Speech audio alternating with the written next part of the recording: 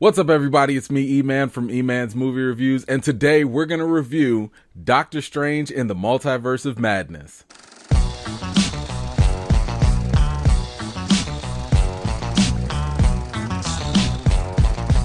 Okay, let's jump right into a quick intro. Doctor Strange must travel into the unknown areas of the multiverse with the help of some mystical allies to face off against a mysterious new adversary. Okay, enough of that. Let's get right into the good. The good. As expected with any Doctor Strange film, the visuals were on point from beginning to end. There are plenty of shiny, cool things to dazzle your eyeballs with when the magic starts flying around from left to right. These are best highlighted in various battles in the film. Now, I thought it was great to see this movie dig a lot deeper into the Marvel lore when it came to magic. However, the most satisfactory visuals were really the horror scenes. Now, director Sam Raimi perfectly executed just the right amount of jump scares and creepy, eerie situations that, are going to give you a nice little startle from time to time. In addition to that, the cinematography and editing were effective in being kind of unpredictable for the most part, but what I liked the most was the fact that Raimi doesn't shy away even when things get a little violent. Now, one thing I really appreciated about Doctor Strange 2 was that it didn't mind taking some bold risks with the plot. Thanks to the multiverse, anything is possible. That created a vast sandbox for the story to exercise some creative twists and turns. Now, there are some great Easter eggs also for comic book fans to, really nerd out on, and this story certainly did an excellent job of pushing the MCU to its limit. At the center of it all, the themes are clearly defined, which help shape the characters. I loved how they dealt with the hypocrisy of the decisions made between Wanda and Doctor Strange. Both characters had to really reconcile with their past and their future decision making, which made their stories that much more fascinating. Now, a huge reason as to why the horror elements worked so well in this movie was thanks to Elizabeth Olsen's acting. I mean, her portrayal as Wanda was on point. It was just great. Listen, let me tell you something. She is I would say the MVP of this whole movie. Because look, I know she's the Scarlet Witch, but they done made her a witch in this film.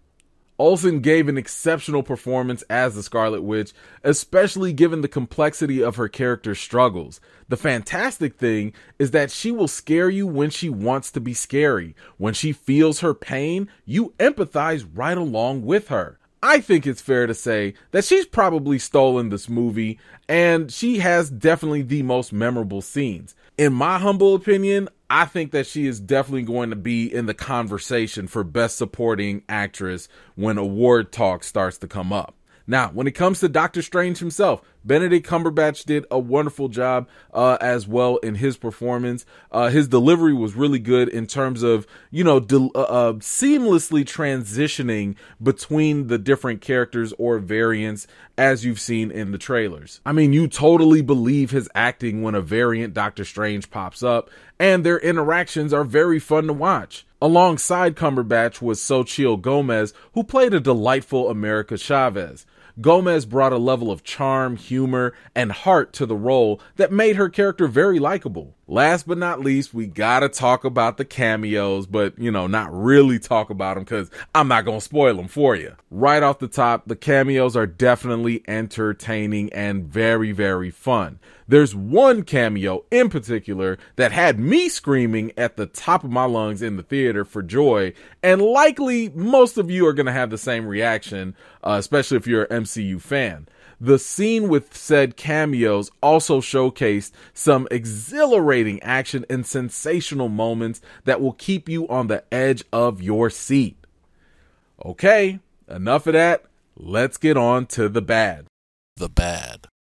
Now, one minor issue I had with Doctor Strange was some of the writing when it came to the Illuminati. And yes, I am mentioning this because, again, it was mentioned in the trailers. My problem was that some of the reasons this powerful group came up with in the film seemed utterly ridiculous while facing more imposing threats. Let me kind of give you an example. It's kind of like worrying about, your home having an eviction notice And while you're worrying about the eviction notice, your house is currently on fire. You know, it's kind of like, I think I'm going to worry about the fire rather than worrying about the eviction notice for now. Ultimately, I thought that, in my opinion, the decision-making of the Illuminati felt kind of like a thin plot device just to have certain situations happen, and it felt a little forced because, again, their reasoning just didn't really add up for me.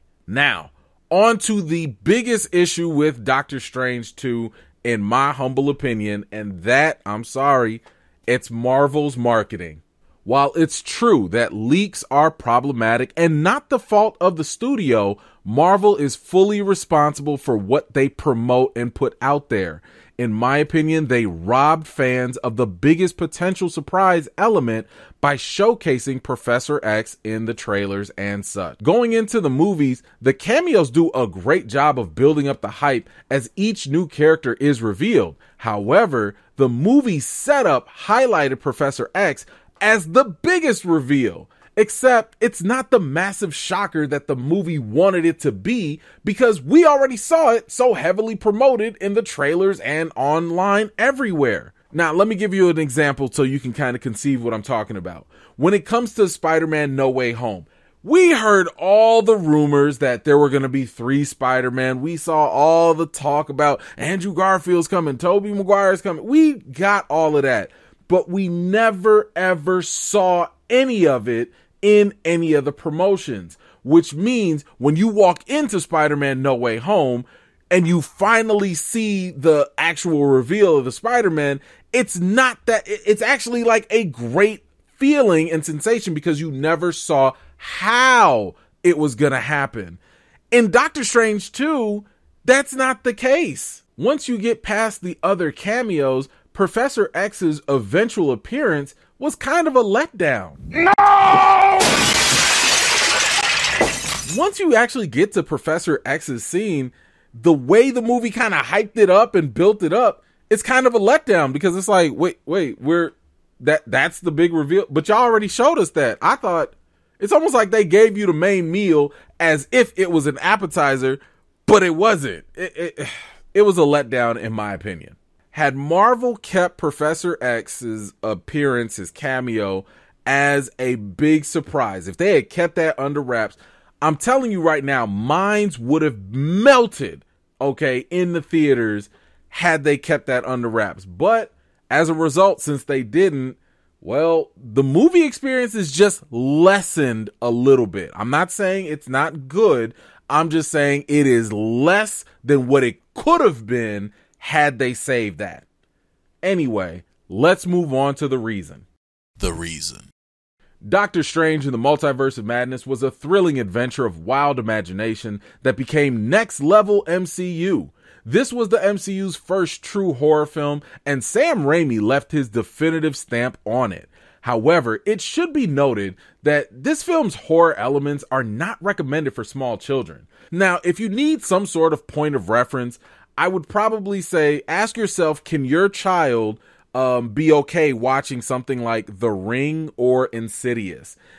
I know my kids can't watch that. Maybe my, teenager can, but my 8-year-old or younger, I would not personally bring them to watch this movie. So parents, please be advised, you might need to watch this movie first and then let your kids watch it, maybe determine it. Unless, hey, maybe, you cool with them kids running in your bedroom for the next couple of nights, because there are some scary moments in this movie. It's not your typical Marvel movie. I'm just saying right now. Now, as for preparation going into this film, I highly, highly recommend that you definitely rewatch WandaVision on Disney Plus, or, because I love y'all so much, I got a whole recap video of WandaVision on my channel that you can watch, and it'll save you a whole lot of time. It'll give you everything you need to know about the whole 9 episodes crammed in like less than 30 minutes or so. And you can definitely go into Doctor Strange feeling a lot more prepared, because if you go in without knowing what happened in WandaVision, I think that you're going to miss out a lot more.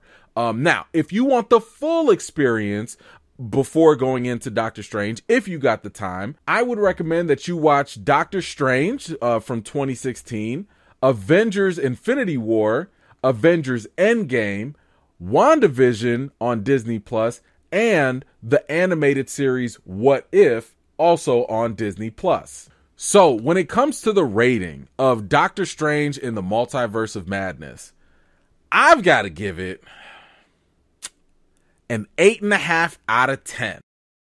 Now, you guys heard me earlier talk about the cameos being a problem because of the marketing. Now, because of that, I would say, please temper your expectations with the cameos.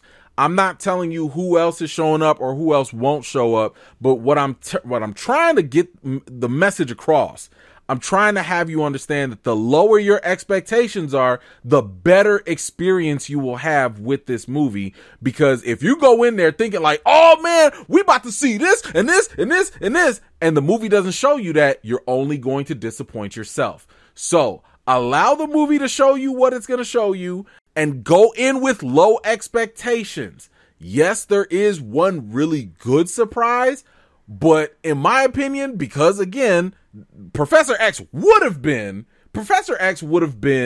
like the Captain America lifting Thor's hammer in Endgame. Like how nobody saw that coming, nobody anticipated it or whatever.